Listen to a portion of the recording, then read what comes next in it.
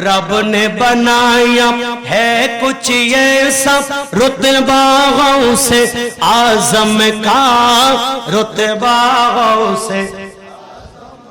जिन्नो बशर की लब पे सजा है जिन्नो बशर की लब पे सजा है खुतबा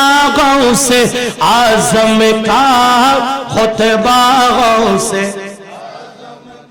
जितने वली आई है जहां में सब अगल शान है सब अगल शान है हर सब वलियों की गर्दन पे हर सब वलियों की गर्दन पे तलवारों से आजम का तलवारों से उनकी जन्नत उनकी हुकूमत रब उनकी तो सब उनकी रब उनकी तो सब उनकी खाता है ये सारा जमाना खाता है ये सारा जमाना सदका से आजम का হুজুর গাউসে পাকের জামানার মধ্যে একজন মহিলা তার একমাত্র সন্তান সেই মারা গেল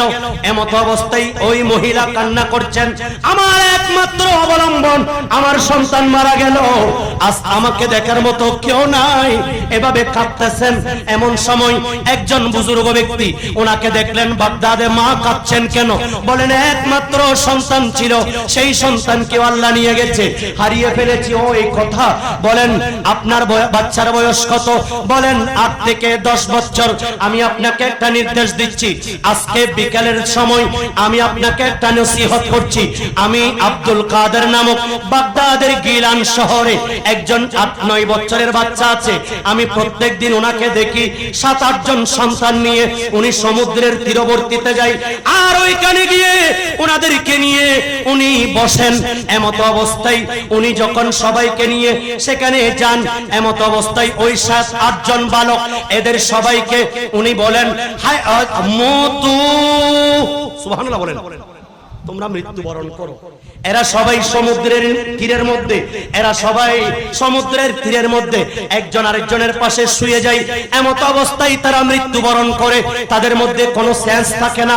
আর এমত অবস্থায় আব্দুল কাদের নামক ওই সন্তান সেই সাগরের মাঝখানে গিয়ে ওনার কাজগুলি সেরে আসেন যখন আসেন উনি এইবার আমি আড়াল থেকে দেখি আমি দেখতে পাই উনি এসে বলেন হাইয়ু